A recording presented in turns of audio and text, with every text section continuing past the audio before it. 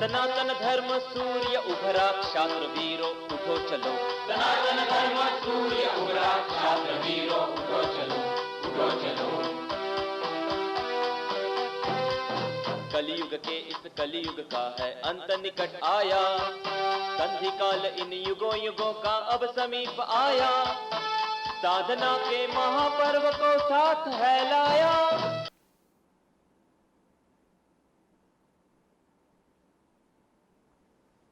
सभी को प्रणाम।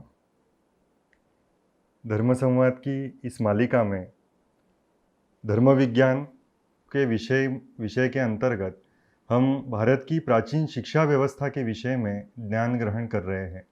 हमने इस मालिका में देखा कि पहले मुगलों ने हमारी ग्रंथ संपदा को किस प्रकार से जला दिया और ये ज्ञान नष्ट करने का प्रयास किया। मुगलों के बाद अंग्रेज आए। अंग्रेज़ों ने इस शिक्षा व्यवस्था को, गुरुकुल को बंद करके उस जगह पर उन्होंने आधुनिक शिक्षा व्यवस्था लाने का प्रयास किया, और जो नुकसान मुगलों ने भी नहीं किया था वो अंग्रेज़ों ने हमारा नुकसान किया। और स्वतंत्रता के बाद जहां हमें फिर से प्राचीन शिक्षा व्यवस्था की ओर जाना अपेक्षित था, वहां पे कांग्रेसी सत्ताधीशों ने वामपंथियों के साथ मिलकर इस शिक्षा व्यवस्था को जो चलाया, तो हम देख रहे हैं कि आज उसका परिणाम जो है, आज की युवाओं की ओर जब हम देखते हैं, आने वाली पीढ़ियों की ओर देखते हैं, तब हमें ध्यान में आता है कि वो हमारे संस्कृति से कट रहे हैं, अलग हो रहे हैं। इस विषय में तो हमने जानकारी देखी, लेकिन उसके साथ हमारे जो प्राचीन मनीषी है, योगी अरविंद हो, स्वामी विवेकानंद जी हो, उनके शिक्षा व्यवस्था के बारे में क्या विचार थे, उनकी क्या सोच थी, क्योंकि उनके जो विचार है उस पे ही भारत को फिर से लौटना होगा। आज इसी क्रम में हम स्वामी विवेकानंद जी के शिक्षा व्यवस्था के जो विचार थे उसको आगे बढ़ाएंगे। इस धर्म संवाद में हमारे साथ सदगुरु डॉक्टर चारुदत्त पिंगले जी उपस्थित हैं। नमस्कार सदगुरु डॉक्टर पिंगले जी। नमस्कार आनंद जी। स्वामी विवेकानंद जी के अनुसार सच्ची शिक्षा कौन सी है, इसके विषय में कल आपने हमें जानकारी दी। तो जैसे कि आपने बताया कि स्वामी विवेकानंद जी ये कहते थे कि आत्म साक्षात्कार देने वाली जो शिक्षा है वही सच्ची शिक्षा है। तो इसके विषय में आप हमें और विस्तार से जानकारी दें। जी हाँ आनंद जी, स्वामी विवेकानंद जी के अनुसार जो आत्म साक्षात्कार यही शिक्षा का जो प्रमुख उद्देश्य होना चाहिए, ऐसे कहा है, यह अत्यंत सत्य है। और शिक्षा का महत्व पर प्रकाश डालते हुए स्वामी विवेकानंद जी ने एक बार स्पष्ट कहा था कि ज्ञान दान देना यह सर्वश्रेष्ठ ज्ञान होता है, यह सर्वश्रेष्ठ दान होता है। मूलतः 4 प्रकार के जो दान उन्होंने बताए थे, उसमें पहला तो एक धर्म या आध्यात्मिक ज्ञान का जो दान है वह पहला था। दूसरा है ज्ञानदान यानी शिक्षा, तीसरा है प्राणदान और चौथा है अन्नदान। और दिखने के तो अन्नदान आवश्यक होता है, क्योंकि सर्वसामान्य लोगों को तो पहले पेट की, भोजन की ही समस्या होती है। या प्राणदान है तो वो कभी कभार राष्ट्र रक्षा है या आत्मरक्षा है या कभी कभी धर्म रक्षा के लिए देना होता है। परंतु सर्वसामान्यतः जो प्रतिपल प्रति जीवन में हम जो कुछ दान का यज्ञ कर सकते हैं, तो उस यज्ञ में आध्यात्मिक ज्ञान का दान या शिक्षा का यानी ज्ञान का दान, यही सर्वश्रेष्ठ दान उन्होंने है करके बताया है। वे इस ज्ञान विस्तार को भी भारत के सीमा के बाहर भी ले जाना चाहते हैं। यानी ज्ञान की जो मर्यादा है, तो ज्ञान की कोई सीमा नहीं होती है और राष्ट्र या देश की सीमाएं ज्ञान को मर्यादित नहीं कर सकती है। तो उन्होंने जो शिक्षा का परिप्रेक्ष्य देखा है या उन्होंने जिसको ज्ञान कहा है, उसका परिप्रेक्ष्य वे भारत के सीमाओं के बाहर भी लेकर जाना चाहते थे। और इसलिए स्वामी जी जब ज्ञान के संदर्भ में बात करते हैं, तो धर्म का प्रचार, धर्म के ज्ञान के साथ लौकिक विद्या, आधुनिक विद्या, इन दोनों का ही मानव के लिए जो एक आवश्यकता और उपयुक्तता उन्होंने बताई है, तो इसके संदर्भ में बोलते उन्होंने एक बार स्पष्ट कहा था कि यदि लौकिक विद्या बिना आप धर्म ग्रहण करना चाहो, तो मैं तुम्हें साफ कह देता हूँ कि भारत में तुम्हारे ऐसे जो प्रयास है वह व्यर्थ सिद्ध होंगे। और वह सर्वसामान्य लोगों के हृदय में स्थान प्राप्त नहीं कर सकेगा, क्योंकि आध्यात्मिक ज्ञान के साथ जो भौतिक ज्ञान की भी एक जो आवश्यकता और स्तर है, और जो वैश्विक भौतिक ज्ञान के साथ उनका स्तर जोड़ने की जो भारतीय मनोभूमिका है, तो वह कभी इसको स्वीकार नहीं कर पाएगी। और उन्होंने आगे भी कहा था कि भारतीयों में आत्मविश्वास भरने के लिए उन्हें आत्म तत्व की जानकारी देना चाहिए।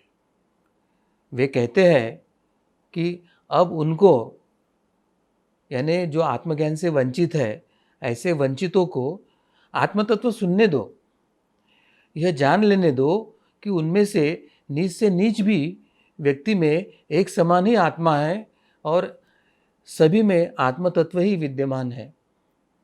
वह आत्मा जो कभी न मरती है, न जन्म लेती है, जिसे न तलवार काट सकती है, न आग जला सकती है, उसे न हवा सुखा सकती है, ऐसी जो आत्मा जो अमर है, जो अनादि है, जो अनंत है, जो शुद्ध हमारा स्वरूप है, जो सर्वशक्तिमान है, सर्वव्यापी भी है, तो ये जो आत्मा है इसके बारे में सभी को सुनने दो, वंचितों को सुनने दो, या जो भी इसके बारे में ज्ञान लेना चाहता है उनको सबको इसका ज्ञान लेने दो।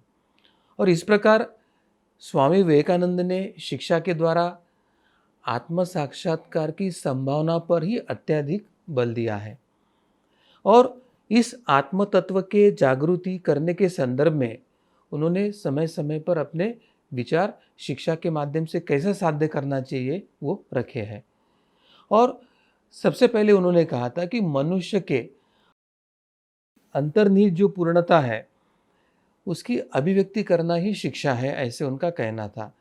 अब मनुष्य और उनकी अंतर्निहित पूर्णता, और अंतर्निहित पूर्णता जो अव्यक्त है उसको अभिव्यक्त करना, यही शिक्षा है। ऐसी सीधी सरल एक शिक्षा का एक जो दर्शन है, शिक्षा की जो व्याख्या है, उन्होंने हमारे सामने रखी है। ज्ञान मनुष्य में स्वभाव सिद्ध ही है, कोई भी ज्ञान बाहर से नहीं आता और सब अंदर ही होता है।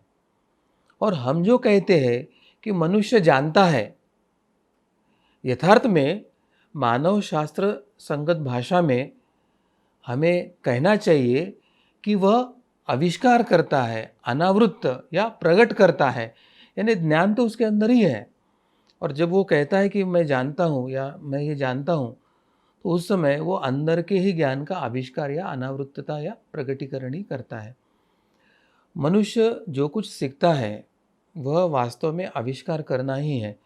यानी एक प्रकार से जैसे दो पत्थर एक दूसरे पे घर्षण करने के बाद एक अग्नि की चिंगारी जागृत होती है, वैसे बाह्य सीखने के प्रयास से उसके अंदर जो ज्ञान की चिंगारी है वही प्रज्वलित होकर वही आविष्कार होता है, वही प्रकटीकरण होता है। आविष्कार का अर्थ है मनुष्य का अपनी अनंत ज्ञान स्वरूप आत्मा के ऊपर से आवरण को हटा लेना। अब यहाँ पे दूसरी बात उन्होंने बताया है कि मनुष्य के आत्मा के ऊपर एक आवरण आया है और आवरण के कारण ज्ञान की है, आत्मस्वरूप की है, तत्व की है, वो अनुभूति या प्रागट्यकरण संभव नहीं है। तो आविष्कार का अर्थ है कि ज्ञान के बाह्य शिक्षा के माध्यम से अपने आत्मा के ऊपर के आवरण से हटा लेना। आवरण जैसे हटा तो ज्ञान स्वरूप आत्मा प्रकट होती है, तो एक तरह से ज्ञान का ही वो आविष्कार हो जाता है। जिस प्रकार कोई हीरा कोयले के खदान में छिपा होता है तो सर्वसामान्य व्यक्ति उसे देख नहीं पाता, परंतु जब उसकी खोज के लिए जाने वाला व्यक्ति कोयले के अनेक आवरणों को हटाता है तो अंदर छिपा हुआ हीरे का एक प्रकार से आविष्कार होता है और हीरा हमें कोयले के खदान में मिलता है। तत्वतः वैसे तो कोयला और हीरे में वैसे तो कोई फर्क नहीं होता है, दोनों कार्बन ही होते हैं।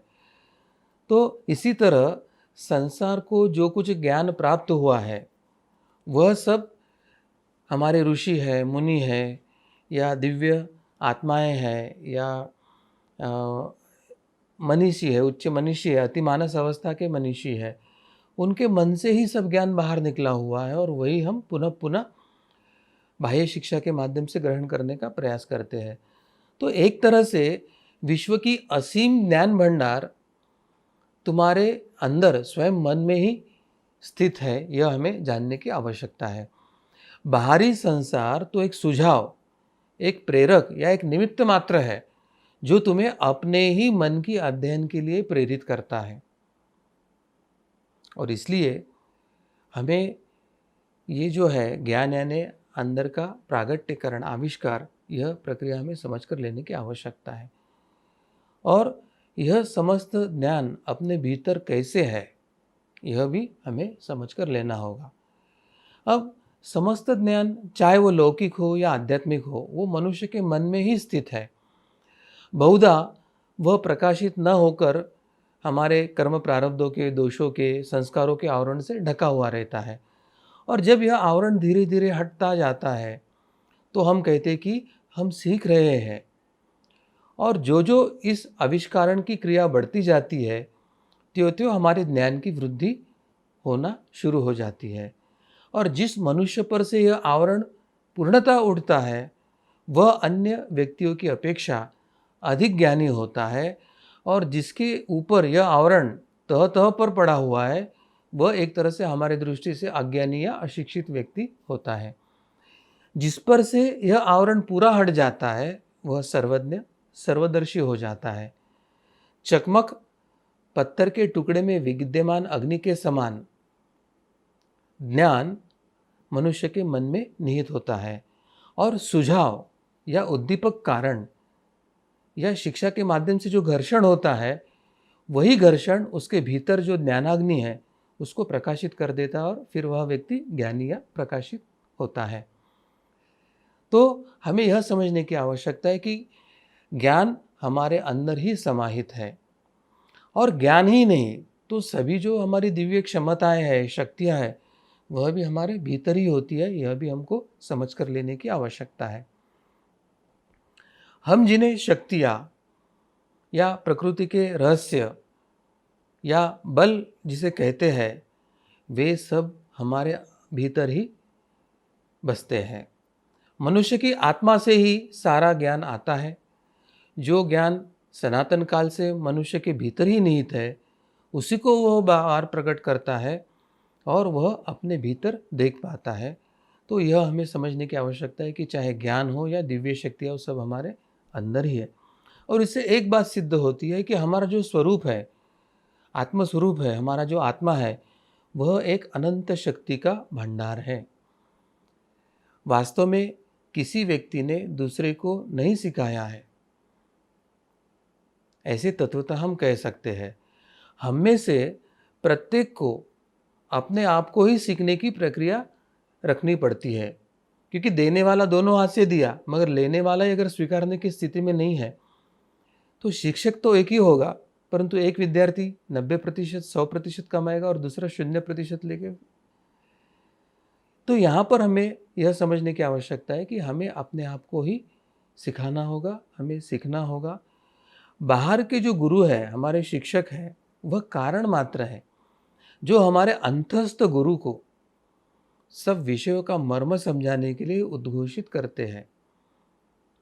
और तब फिर सब बातें हमारे ही अनुभव और विचार की शक्ति द्वारा स्पष्टतर होते जाती है और हम अपनी आत्मा की, उसकी दिव्य शक्तियों की, उसकी ज्ञान की अनुभूति करने लगेंगे। तो फिर शिक्षा का उद्देश्य क्या है, शिक्षा का ध्येय क्या है, शिक्षा का मतलब क्या है? तो हमारे अंदर बीज रूप में अव्यक्त शक्ति का जो भंडार भरा हुआ है, उसका बोध होना, उसकी जागृति होना, उसका प्रागट्यकरण होना, उसका आविष्कारण होना, यही शिक्षा है। यही हमें समझना चाहिए। और इसीलिए आत्म साक्षात्कार ही शिक्षा का मूलभूत उद्देश्य होना चाहिए। यह जो हमारी पारंपरिक शिक्षा व्यवस्था, हमारा धर्म ज्ञान कहता है, हमारे ऋषि मुनि मनीषी कहते हैं, यही यहाँ पे सत्य साबित होते हैं। जैसे समूचा विशाल वटवृक्ष जो आज कई एकड़ जमीन घेरे हुए है, उस छोटे से बीज में था जो शायद सरसों के दाने से एक अष्टमांश से भी बड़ा नहीं था।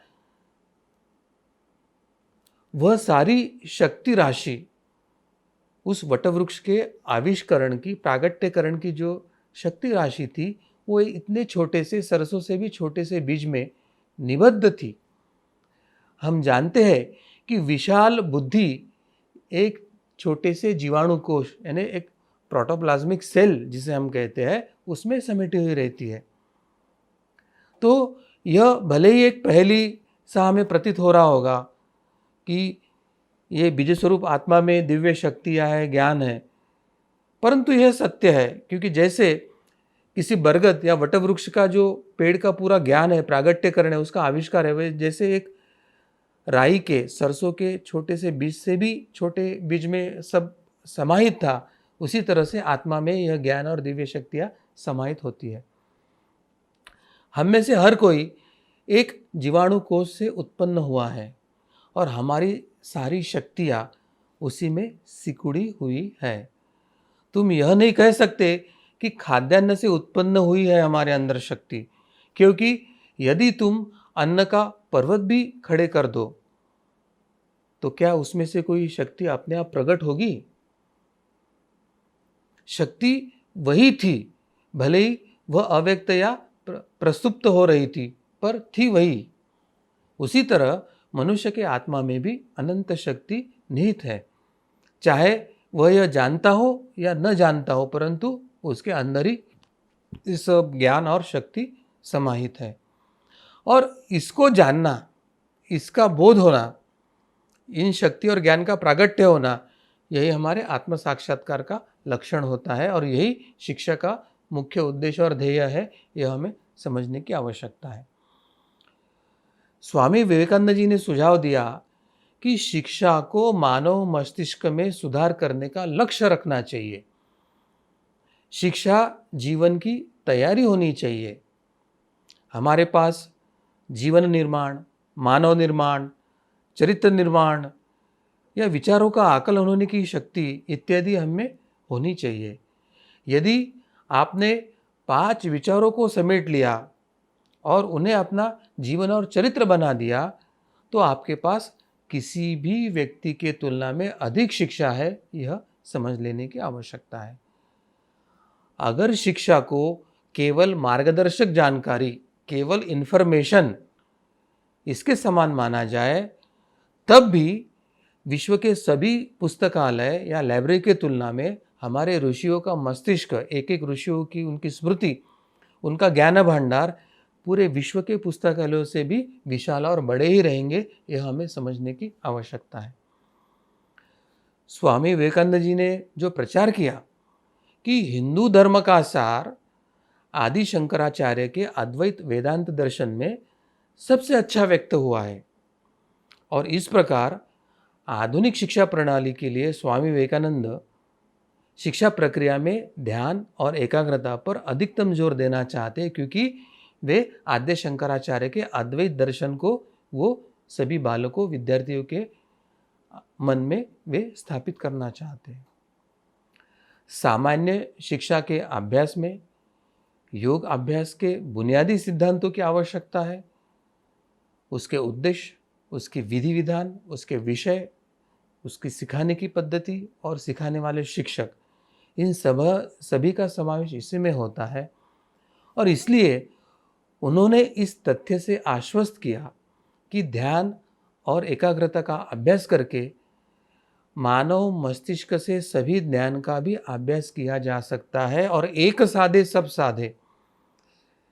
हर विषय का अलग अलग ज्ञान मिलाने के तुलना में हम अगर आत्म साक्षात्कार करके अपने आत्मा के अंदर के ज्ञान को, उसकी दिव्य शक्तियाँ को अगर हम प्राकट्य करते हैं, तो इस प्रागट्य के माध्यम से हम सभी विषयों का ज्ञान प्राप्त कर सकते हैं। ऐसा एक मूलभूत, एक दिव्य, एक धर्माधारित, एक सनातन हिंदू धर्म का एक जो विशाल सिद्धांत है, वही स्वामी विवेकानंद जी ने हमारे सामने रखा है, आनंद जी। और इसलिए आत्म साक्षात्कार ही केवल, मोक्ष प्राप्ति ही केवल सा विद्या सा विमुक्त है, जो हमें सभी बंधनों से मुक्त करके एक विशाल ऐसे सच्चित आनंद स्वरूप ईश्वर में समाहित करके एकरूपता की अनुभूति देता है। ऐसे ही शिक्षा को हम शिक्षा कह सकते हैं, यह स्पष्ट होता है। जी सद्गुरु डॉक्टर पिंगले जी, जैसे कि आपने बताया कि आत्मा में अनंत शक्ति है, सभी जो ज्ञान है वो शक्ति या वो जो ज्ञान है वो हमारे अंदर ही है, उसको पहचानना, उसको जानना, उसको उजागर करना, यही वास्तविकता में शिक्षा हो सकती है। ये बहुत ही अच्छा आपने हम सबको स्वामी विवेकानंद जी के जो विचार थे हम सभी के सामने रखे।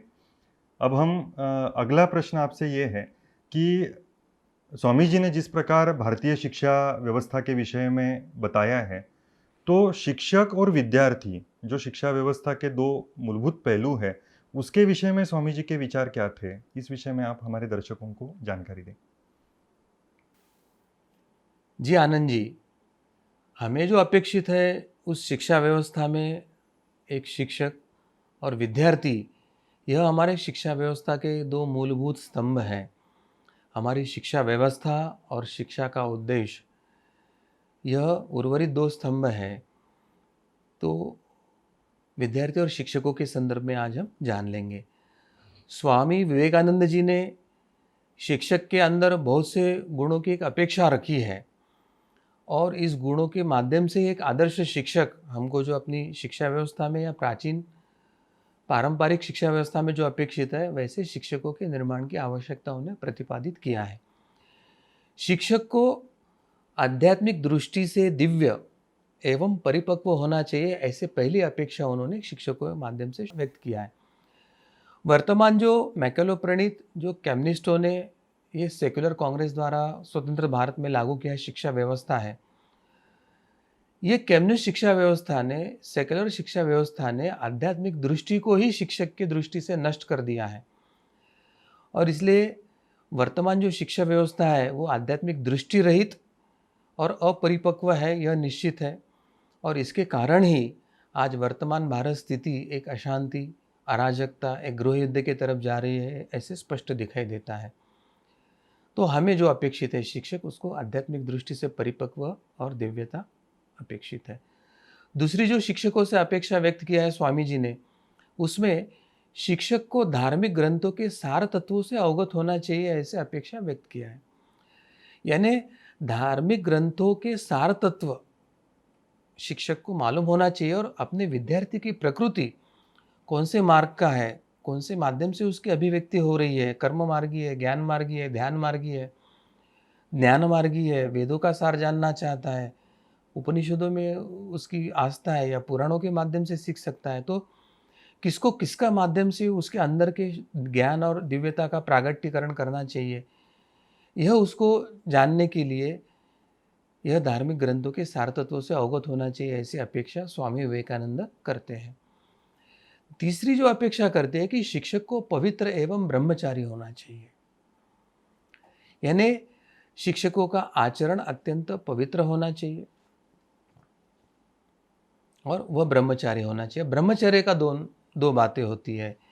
एक तो हमारे आश्रम के अनुसार जो ब्रह्मचर्य बताया है कि गृहस्थी में जानने के पहले जो ब्रह्मचर्य होता है वह ब्रह्मचर्य है। दूसरी बात कि धर्म मर्यादा में जो गृहस्थी का पालन करता है वह भी ब्रह्मचारी होता है।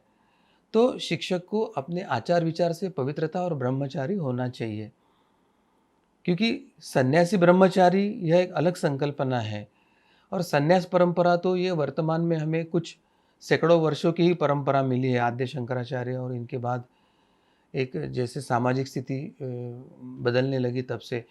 मगर हमारी जो प्राचीन गुरुकुल और शिक्षा परंपरा है, वहाँ तो आचार्य अपने परिवार सहित, गुरु माता, गुरु पिता, गुरु बंधु, आचार्य के पुत्र भी सब वही इन बच्चों के साथ रहकर उनके साथ एक परिवार जैसा रहते थे। चौथी जो अपेक्षा स्वामी विवेकानंद जी ने किया है वो शिक्षक को दंड विरोधी प्रवृत्ति का होना चाहिए, ऐसे मानते थे। और दंड विरोधी प्रवृत्ति का होना चाहिए, इसका मतलब कि शिक्षक में इतना प्रेम और इतना वात्सल्य, इतना पितृ मातृभाव होना चाहिए कि उसके प्रेम, संस्कार, आचार और आदर्श के कारण ही विद्यार्थी उससे सीखने के लिए सक्षम होना चाहिए, माता पिता जैसा होना चाहिए। और दंड भी ऐसा हो, प्रेम युक्त हो, कि जिससे विद्यार्थियों को, बालकों को शिक्षा के लिए प्रेरित हो, अपनी गलतियाँ या दोषों के प्रति खंत निर्माण हो, इस प्रकार का ही दंड उन्हें अपेक्षित है। वे पांचवी जो अपेक्षा करते हैं कि शिक्षक को सफल मनोवैज्ञानिक होना चाहिए, जिससे वह छात्र को पूर्ण रूप से जान सके। यानी साधना करके जो स्वयं को जान लेता है, जो स्वयं को मनोविज्ञान को जानता है और धर्म परंपरा से जो मनोविज्ञान है उसका सूक्ष्मता से अध्ययन करके जिसका आचरण और अनुभूति लेता है, तो वह शिक्षक सफल मनोवैज्ञानिक होता है। और ऐसा जो शिक्षक होता है वो छात्रों को पूर्ण रूप से जान जाता है। वह व्यक्त की हुई बात को भी जानता है और अव्यक्त किया बात को भी जानता है और छात्रों को दिशा दे सकता है, उसके अड़चने छुड़ा सकता है। अगला जो सूत्र उन्होंने शिक्षकों से अपेक्षित किया है कि वे कहते हैं कि शिक्षकों को व्यवहारिक होना चाहिए, जिससे वे मानव निर्माण के दायित्व को निभा सके। यानी हमको यहाँ पर आधुनिक शिक्षा देना है, हमको यहाँ पे आध्यात्मिक परिप्रेक्ष्य जागृत करना है, उसमें दिव्यता लानी है, संस्कार की मर्यादा है, आचरण चारित्र पवित्रता की मर्यादा है। परंतु इस मर्यादाओं के साथ व्यक्ति अपने जीवन यापन, अपने पारिवारिक जीवन यापन, अपने कर्तव्य का वहन करने के लिए सक्षम होने के लिए शिक्षक को व्यवहारिक होना चाहिए, जो स्वयं अपने मानव निर्माण के दायित्व को निभा रहा है और वो अपने विद्यार्थियों को अपने मानवीय दायित्व को निभा सकने के लिए सक्षम बनाए, ऐसे शिक्षकों ने अपेक्षित है। और सबसे अंतिम बार वे कहते हैं कि इतना ही नहीं तो समय आने पर शिक्षक में त्याग का, साहस का, उत्साह का और तत्सम छात्रवृत्ति का, अपने परिवार गुरुकुल की रक्षा, अपने समाज की रक्षा, अपने राष्ट्र की रक्षा, अपने धर्म की रक्षा, इसके लिए आवश्यकता पड़ने पर उनमें त्याग, साहस और उत्साह इत्यादि गुण भी होना चाहिए, यह भी सुस्पष्टता से स्वामी विवेकानंद कहते हैं। अब शिक्षकों से अपेक्षा करते समय उन्होंने विद्यार्थियों से भी कुछ अपेक्षाएं व्यक्त की है कि विद्यार्थी कैसे हो और आदर्श विद्यार्थी कैसे होता है। स्वामी विवेकानंद जी कहते हैं कि विद्यार्थी को शरीर एवं मन से बलवान होना चाहिए। यानी सबसे पहली बात है कि शारीरिक और मानसिक स्थिति से वो अत्यंत बलशाली होना चाहिए। विद्यार्थियों को सत्य के जानने की प्रबल इच्छा होनी चाहिए, यानी उनमें मुमुक्षुत्व होना चाहिए। अंतिम सत्य क्या है, सत्य को जानने की प्रबल इच्छा होनी चाहिए। और आत्म साक्षात्कार के साथ व्यवहारिक दायित्व निभाने के लिए भी भौतिक शिक्षा जो आवश्यक है वो भी लेना चाहिए। आत्मरक्षा के लिए शस्त्र अस्त्र विद्या से लेके तो मनोवैज्ञानिकता से लेके तो आध्यात्मिकता तक सभी पहलू से विद्यार्थी परिपूर्ण होने के लिए उसके मन में मुमुक्षुत्व या प्रबल इच्छा शक्ति होनी चाहिए, ऐसे स्वामी विवेकानंद जी को अपेक्षित है। वे कहते हैं कि विद्यार्थी के अंदर इच्छा शक्ति व चित्त को एकाग्र रखने की क्षमता होनी चाहिए। अब यहाँ पे बहुत महत्व का गुण बताया है कि इच्छा शक्ति और चित्त को एकाग्र रखने की क्षमता होनी चाहिए। यानी ये जो साधना या गुरु कृपा से या एक अभ्यास से ये स्थिति प्राप्त हो सकती है कि एकाग्रता रखने की क्षमता निर्माण की प्रक्रिया विद्यार्थी में होनी चाहिए, उसके लिए प्रयास करने की उसकी तड़प या क्षमता होनी चाहिए। और सबसे महत्व की जो बात है उन्होंने बताया कि विद्यार्थी को धर्म एवं धार्मिक कार्यों में आस्थावान होना चाहिए। यहाँ पर अप्रत्यक्ष उन्होंने नास्तिकता का ही खंडन किया है, या एक झूठा नास्तिकतावाद है, झूठा सेक्युलरवाद है, झूठा पश्चिमी कार्ल मार्क्स या लेनिन की परंपरा, इन सब का छेदन उन्होंने इसमें किया है।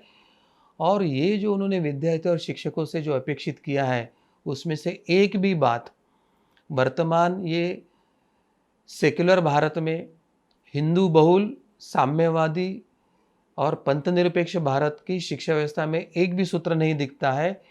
एक प्रकार से सेकुलर कांग्रेस और कम्युनिस्ट शिक्षाविदों ने भारतीय शिक्षा व्यवस्था को कैसे ध्वस्त किया है, भारत के भविष्य को कैसे बिगाड़ा है, वह हमें यहाँ से स्पष्ट पता चल रहा है। परंतु इसके बाद भी हमारे ऋषि मुनि और जो मनीषी हैं उन्होंने जिस प्रकार से एक आध्यात्मिक चेतना को भारत में जागृत रखा, और अब एक आध्यात्मिक चेतना की लहर, एक आध्यात्मिक क्रांति की लहर जो भारत में उमड़ रही है, एक हिंदू राष्ट्र के स्थापना की लहर जो भारत में निर्माण हुई है, और पुनश्च भारत एक पारंपरिक शिक्षा व्यवस्था, धर्म, विज्ञान, परंपरा, संस्कृति की तरफ मुड़ने की एक जो प्रक्रिया शुरू हुई है, यही भारत के पुनरुत्थान की प्रक्रिया है।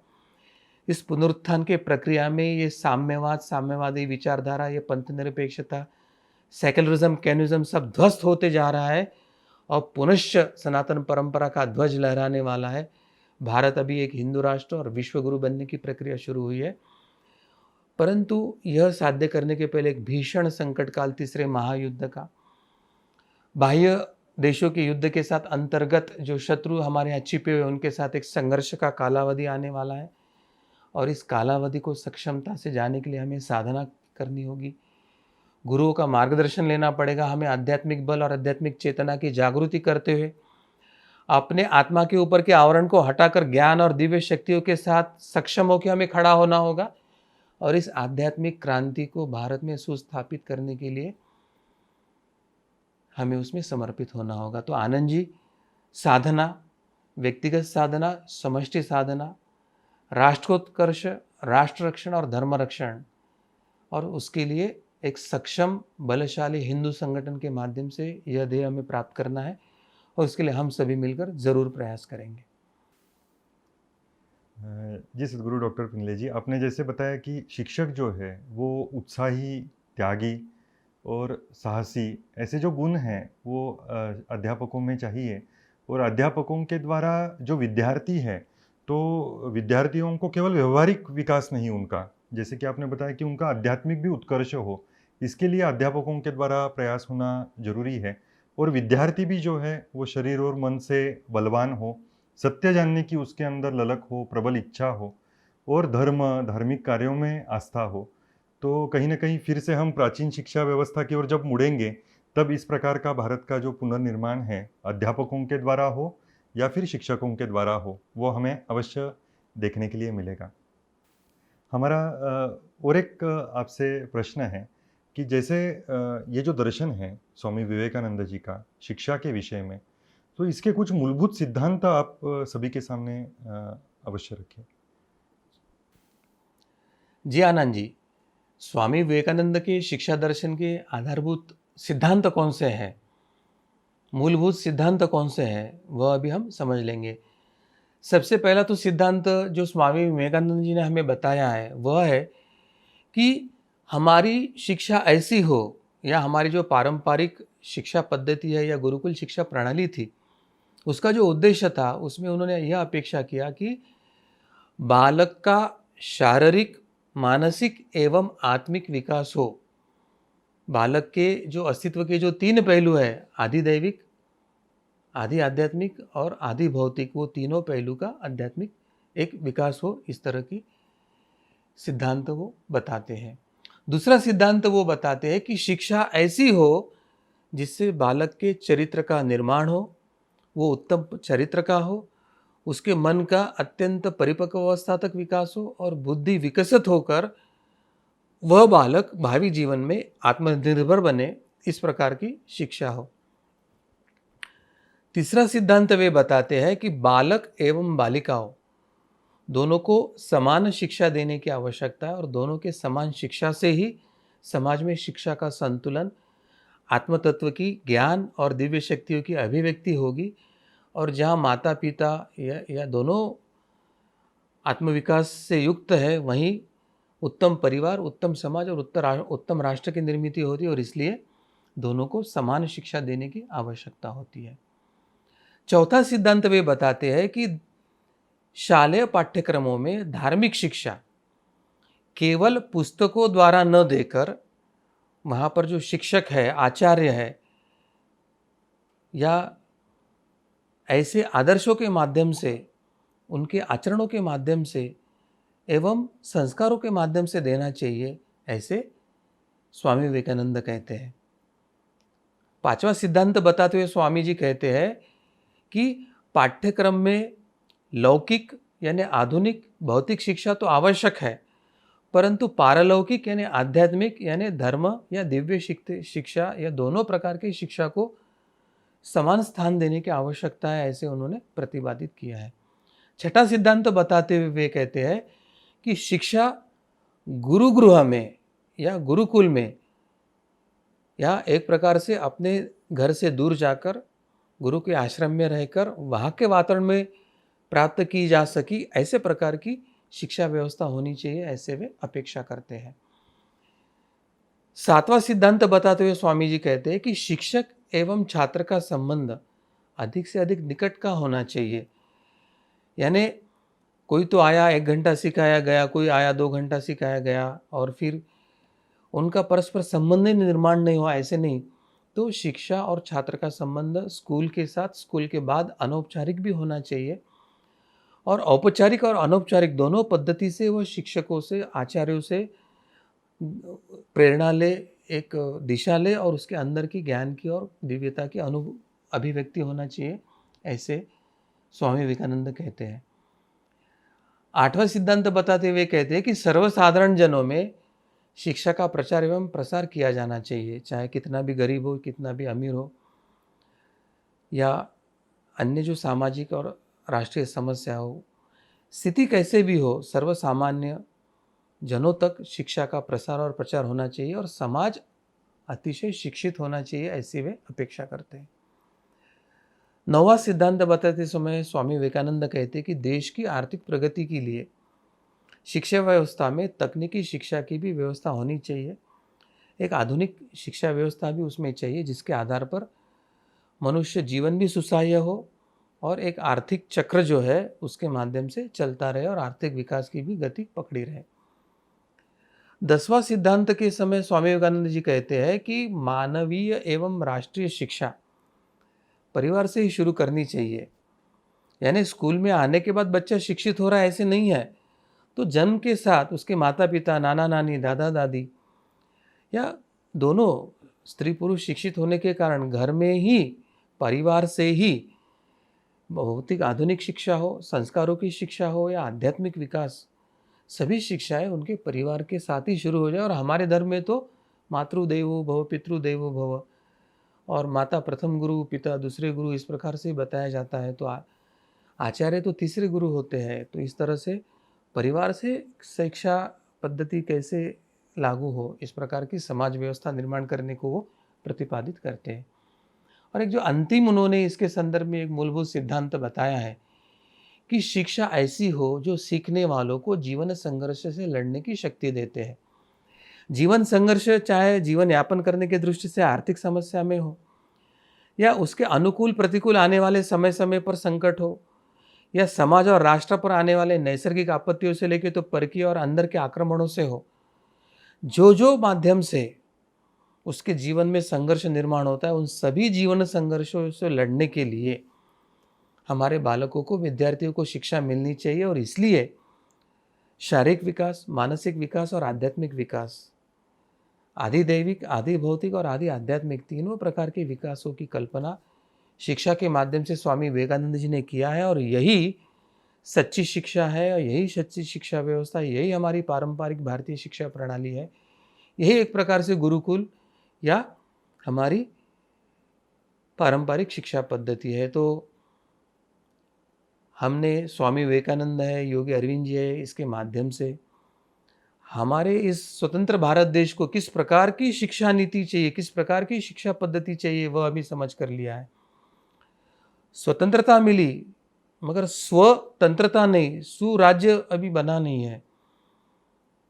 अब ये नया जो आध्यात्मिक आंदोलन छेड़ा हुआ है, भारत को हिंदू राष्ट्र स्थापन करने का, भारत को विश्व गुरु बनाने का, उसी के साथ हमारे ये जो पारंपरिक मूल्य वाली भारतीय शिक्षा प्रणाली, भारतीय संस्कृति धर्म परंपरा को शिक्षित करने वाली, प्राचीन विज्ञान परंपरा को स्थापित करने वाली, हमारी ज्योतिषी, हमारी खगोलीय विद्या है, हमारी धातु विद्या है, हमारी शस्त्र अस्त्र विद्या है, हमारी नौकानयन विमाननयन, हमारा आयुर्वेद है, हमारी आरोग्य विद्या है, हमारी अंतरिक्ष विद्या है, जो भी सभी विद्या है उसको पुनर्स्थापित करना, यही एक प्रकार से धर्म संस्थापना का कार्य है। यही एक तरह से भारत को वापस उसका गौरवशाली स्वरूप प्राप्त करके देने का माध्यम है। और इसीलिए मैं भगवान श्री कृष्ण, प्रभु श्री रामचंद्र, परात्पर गुरुदेव डॉक्टर आठवले जी के चरणों में यही प्रार्थना करता हूँ कि आपने ये जो धर्म संस्थापना का कार्य हाथ में लिया है, आपने भारत के पुनर्निर्माण और एक आध्यात्मिक परिप्रेक्ष्य में भारत को हिंदू राष्ट्र एवं भारत को विश्व गुरु बनाने का अभियान छेड़ा है। तो आपके इस अभियान में हम सभी हिंदुओं को, धर्मनिष्ठों को, हिंदुनिष्ठों को, राष्ट्रनिष्ठों को इसमें समाहित करके हमारे माध्यम से आप ही यह दिव्य कार्य करवा कर हमारा उद्धार कीजिए, भारत को पुनश्च हिंदू राष्ट्र घोषित कीजिए और एक तरह से संपूर्ण विश्व को मानवों का कल्याण करके वसुधैव कुटुंबकम, ये विश्व एक परिवार और विश्व के मनुष्य नहीं, वसुधा, वसुधैव, ये वसुधैव पूर्ण पृथ्वी, पृथ्वी पंचमहाभूत आते हैं, प्राणी वनस्पति आते हैं, मनुष्य आते हैं, ये सभी हमारा परिवार है। तत्वतः हम आत्म तत्व से हम एक है, यह अनुभूति लेकर यह जो शिक्षा का उद्देश्य है आत्म साक्षात्कार करना, वह आत्म साक्षात्कार करने वाली शिक्षा प्रणाली भारत में लागू करके हम सब कर कृपा करके हमारा उद्धार कीजिए। यही प्रार्थना के साथ मैं अपने वाणी को यही विराम देता हूँ। आप सभी को नमस्कार।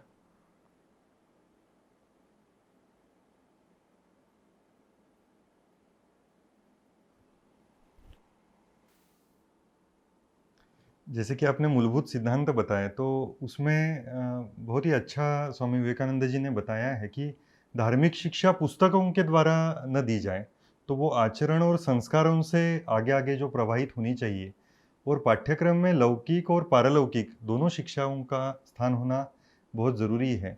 ये बिल्कुल आज के परिस्थिति में ये फिर से आने की आवश्यकता है।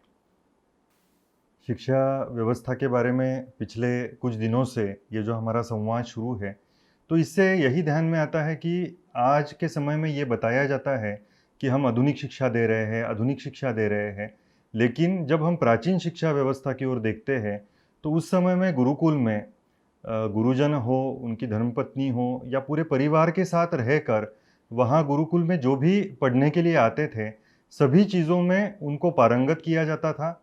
और केवल पाठ्यक्रम जैसी शिक्षा वहाँ नहीं थी, तो संस्कार दिए जाते थे, साथ ही आचरण के साथ ये सभी सिखाया जाता था।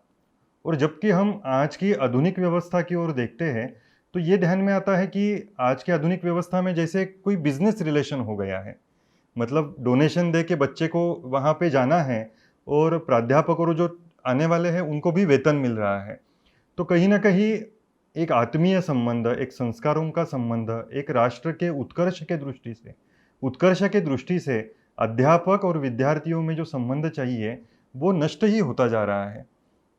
तो कुल मिलाकर इस धर्म विज्ञान की ये जो श्रृंखला हमने धर्म संवाद में चलाई, तो इससे हमें यही स्पष्ट हुआ कि प्राचीन गुरुकुल व्यवस्था हो, प्राचीन शिक्षा व्यवस्था हो, और हमारे जो प्राचीन मनीषी हैं, फिर स्वामी विवेकानंद जी हो, योगी अरविंद जी हो, आज उनके विचारों पे आधारित ही ये शिक्षा व्यवस्था जो है ये बनना आवश्यक है।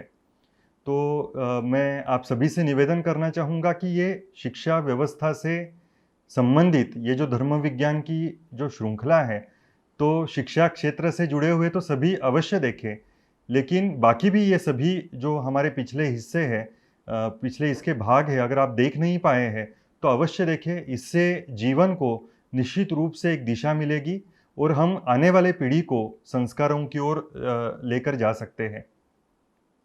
सदगुरु डॉक्टर पिंगले जी, आपका धन्यवाद। आपने इस श्रृंखला में बहुत ही महत्वपूर्ण जानकारी हम सभी दर्शकों को दी है। हम आप सभी को मैं निवेदन करना चाहूँगा कि इस प्रकार के धर्म संवाद के कार्यक्रम में हम विभिन्न विषयों पर सदगुरु डॉक्टर पिंगले जी के द्वारा मार्गदर्शन लेते हैं। यदि आपने हमारा YouTube चैनल सब्सक्राइब नहीं किया हो या उसका बेल ऑप्शन नहीं दबाया हो, तो आज ही हिंदू जागृति ये YouTube चैनल आप खोलिए और उसमें उसको सब्सक्राइब करने के साथ उसका बेल ऑप्शन भी दबाइए, ताकि हमारे हर कार्यक्रम की सूचना आपको तुरंत मिलती रहे। धन्यवाद। हमने इस धर्म संवाद के कार्यक्रम में प्राचीन भारत की आदर्श शिक्षा पद्धति की कुछ विशेषताएं समझ कर ली, और बीच के काल में मुगलों के द्वारा हो, अंग्रेज़ों के द्वारा हो, या कांग्रेसी वामपंथियों के द्वारा हो, किस प्रकार से शिक्षा व्यवस्था का नुकसान हुआ ये भी समझ कर लिया। ऐसे ही अनेक विषयों को लेकर हम पुनः मिलेंगे। इसी के साथ आज के धर्म संवाद को हम यहीं पर विराम देते हैं। आज के कार्यक्रम के विषय में आपके कुछ भी सुझाव हो तो आप फेसबुक के कमेंट में या यूट्यूब के चैट में अवश्य डालें। आपके सुझाव हमारे लिए महत्वपूर्ण हैं। भगवान श्री कृष्ण जी की असीम कृपा से आज यह विशेष धर्म संवाद संपन्न हुआ, ऐसे मैं घोषित करता हूँ। धन्यवाद।